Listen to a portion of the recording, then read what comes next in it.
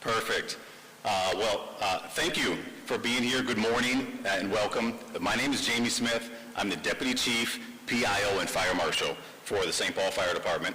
On behalf of the St. Paul Fire Department, Department of Public Safety, Minnesota State Patrol, St. Paul Police, and other public safety partners, thank you for joining us today as we come together to deliver this important public safety message about driving safe during this holiday season.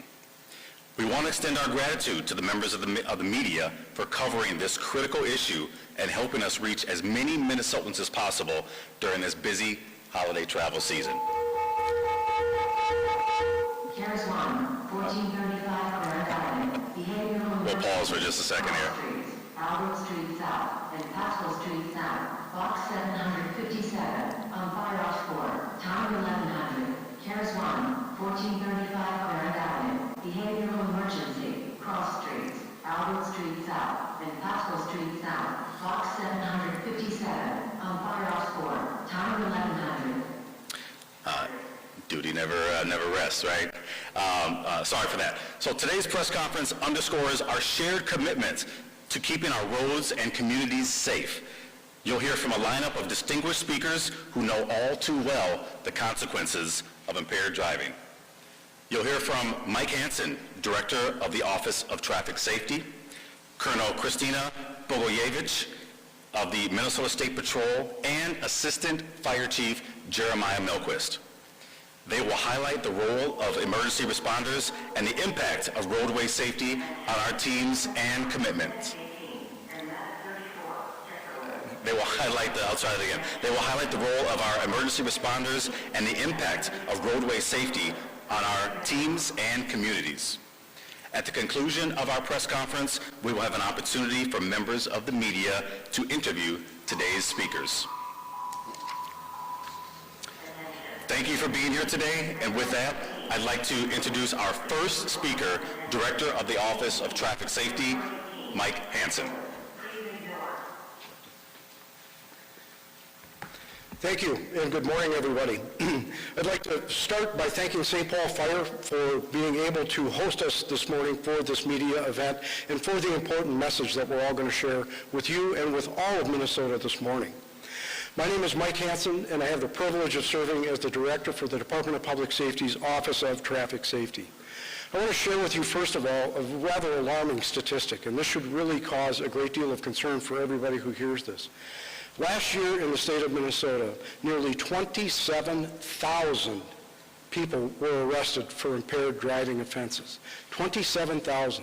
That's an incredible and an unacceptable number, and that should cause every one of us to have a little bit of pause and a little bit of fear as we begin to travel during this holiday season. There is no excuse for getting behind the wheel if you are impaired. There are too many options out there today for you to make a safe, smart decision and have a plan to get home safely without putting yourself and everybody else you're sharing the road with in danger because of one fateful, horrific, tragic decision. It doesn't matter if it's drugs or if it's alcohol or if it's prescription drugs or any type of substance that makes you feel different. If you feel different, you will drive different. Impaired is impaired, and it's that simple. Here's another alarming statistic from this year, and this one really causes me a great deal of concern, it causes me anger, and it causes me frustration. As of today, we are 64 fatalities ahead of where we were at this time last year. 418 families will have an empty table at Thanksgiving this year because somebody made a mistake or a bad decision behind the wheel. That's not acceptable in any book.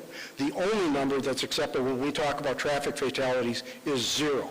And we can do that here in Minnesota if we all commit to making good, smart, safe decisions behind the wheel. We know that there are people who are making good, sober choices and are making their way home safely by using all of the available options out there. But we also have to have a backup plan for those who still make that fateful decision. And that's why you see standing behind me first responders from across the state of Minnesota. These are the folks that go out there every day every night. They put their lives on the line when a crash happens in order to render aid and to get that scene cleared up. You see peace officers, first responders, tow truck drivers, everybody who is involved in crash scene management and crash scene cleanup is represented here. These are the first responders who jump into action, who save lives and clear that road for all of us. Part of our strategy is the media event that we're participating in today, but we have other components to that. We have our law enforcement officers who will be out there working extra shifts, working overtime to help ensure that Minnesota roads are safe for all during this holiday season. As we all know, our first responders and our peace officers are often the first ones on the scene of these horrifically tragic incidents that take place on our roadways. We owe them a debt of gratitude, but we also owe them the space that they need to work safely at roadside. So if you come upon that scene, you have to slow down, you have to move over, and give them room to work. We have firefighters and paramedics represented behind us. These are the folks that go to that scene. They cut these cars apart. They get the victims out there, and they give them the aid that they need in order for them to survive that tragic event that just occurred. Again, we owe them all a debt of gratitude, and we all owe them a safe place to do their work at roadside. We also have tow truck drivers here, often kind of the unsung heroes of crash scene management. Okay, we get to the scene, we get the victims treated, we get the scene controlled, now we've got to clean it up. Our tow truck drivers are very skilled, they're very knowledgeable, they're very trained, and they get there and they get the scene cleaned up quickly, so we reduce congestion, we reduce secondary incidents, and we make the road safe for everybody to travel. We're asking all of you to drive sober this winter for the simple reason, and that is to save lives. Minnesota, we can get to zero, but we cannot accept 27,000 bad decisions on our road. No way, no how. This holiday season, give the gift of planning a sober ride so that other drivers and first responders can also have that safe holiday season. We want you to enjoy your holiday traditions and all the favorite foods and drinks and family gatherings and friends and all the things that go with this season. But you just have to have a safe plan and a safe ride if you are going to be partaking in anything that is going to impair you. Every first responder standing behind me has a story to share about a crash that maybe changed their life or left a lifelong impact on them. And you're going to hear some of those today. Don't give them a new story. Do not give them a new story. We need to make better decisions behind the road, Minnesota. For tomorrow, starting tomorrow, through the end of December, the Office of Traffic Safety will be working with roughly 300 agencies across the state of Minnesota for extra DWI enforcement. Again, our goal is not to fill up the jails. Our goal is not to arrest as many people as we can. It's prevention. Because by the time that arrest takes place, somebody has already made that bad decision, and we need to change that paradigm. If you have to ask yourself, should I drive, it's already too late, because you should not drive. Again, as my message was earlier, impaired is impaired, and if you feel different, you will drive different. So we will have officers, troopers, and deputies across the state out there working extra hard between now and the end of December to make sure that we keep our roads safe. Thank you for attending today, and now for some remarks, I'd like to turn it over to Colonel Bogich.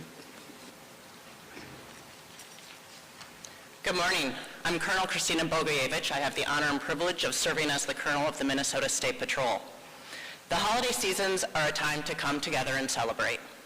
But today we are also asking Minnesotans to stand together and make a pledge to never drive impaired. This means planning ahead by having a safe ride home and speaking up to stop someone you love from getting behind the wheel if they're under the influence. When there's a crash involving an impaired driver, it doesn't only impact the people here who have to rush to the scene to help, but there are ripple effects that are felt across our communities and individual families. Already, there have been more than 418 deadly crashes across Minnesota this year. That's 64 more people who have died this year than last year, and this is unnecessary, unacceptable, and preventable. We must remember that these statistics are much more than numbers. They're parents, brothers and sisters, wives, husbands, children and friends robbed of future holidays at the dinner table, making memories with their loved ones and celebrating those life milestones that we all hold so dear.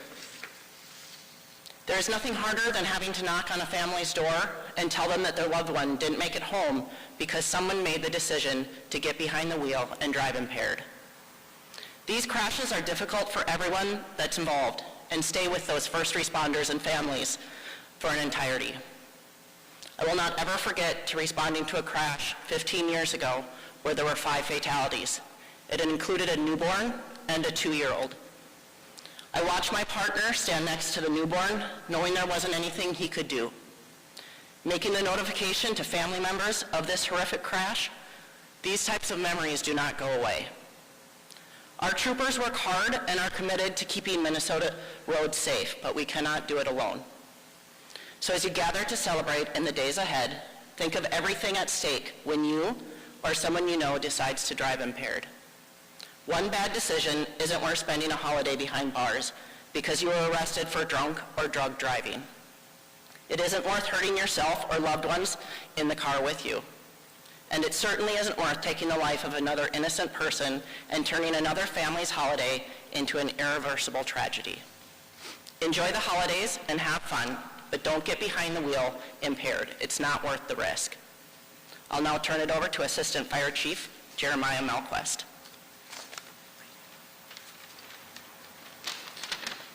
Good morning. My name is Jeremiah Mquest. I'm Assistant Fire Chief Operations for St. Paul Fire. Thank you for the opportunity to share my perspective as a firefighter and EMS responder for the last 24 plus years. Over the years, I've responded to countless emergencies, but one crash remains etched in my memory. An impaired driver was speeding through an alley. At an intersection, they T-boned another vehicle with such force that it tore that vehicle in half. The front half of that car spun into a detached garage, which collapsed on top of the unconscious driver. When we arrived, our structural collapse team worked to stabilize the garage while firefighters used the jaws of life to access the victim inside the Mingo car. Only then could we begin treating the driver. That one reckless choice caused devastation. A life was gravely impacted, responders placed themselves in immediate danger, and property was destroyed, all because someone chose to drive impaired. As first responders, we see the ripple effects of these crashes far too often. Impaired driving isn't just a bad decision, it's a decision that can change or end lives in an instant. As we approach the holiday season, I want to leave you with this.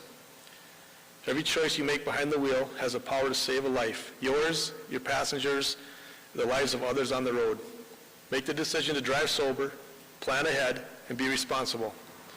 Because at the end of the day, we all want the same thing, to make it home safely to our loved ones, to celebrate together, and to create memories that bring joy, not heartbreak. Let's ensure this holiday season is one of safety, connection, and care for one another. Thank you.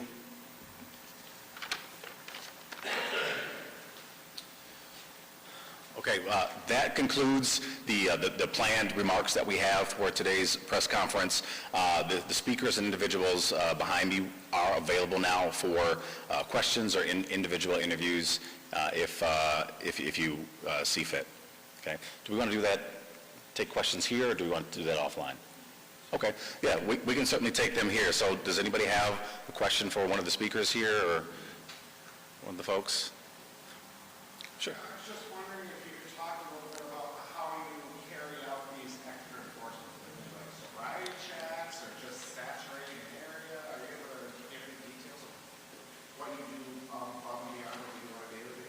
Sure, absolutely.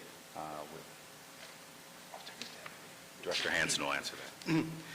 Thanks, Tim. That's a good question. The extra enforcement events that will be taking place are basically high-visibility saturation patrols. Sobriety checkpoints are not allowed in Minnesota based on a court decision from a number of years ago.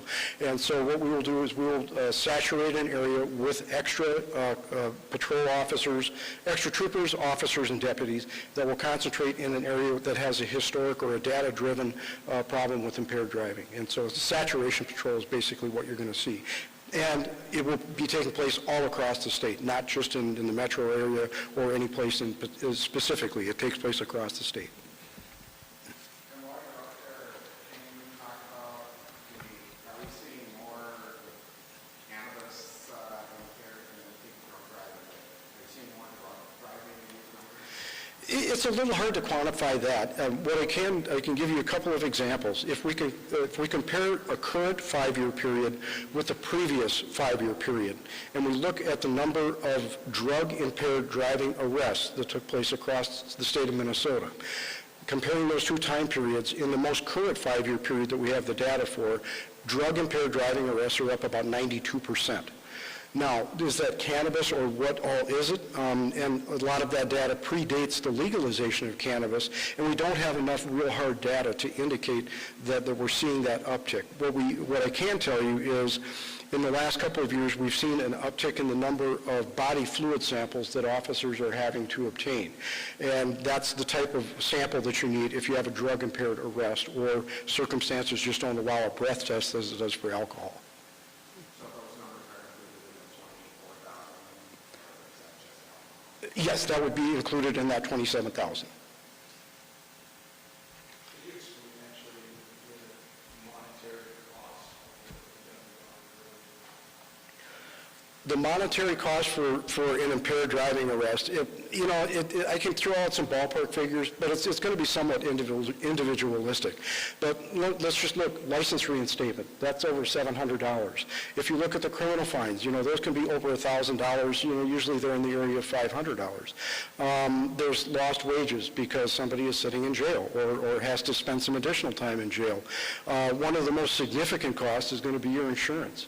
I think if you talk to any insurance agent out there, when somebody does wind up with an impaired driving conviction on their record, they go on high risk and not for a limited period of time. That is a longer period of time. So, I've seen numbers anywhere from the average cost being $10,000, $12,000, and on up from there. And there's all kinds of other tangential costs that probably go with that as well, but those are probably the biggest drivers right there.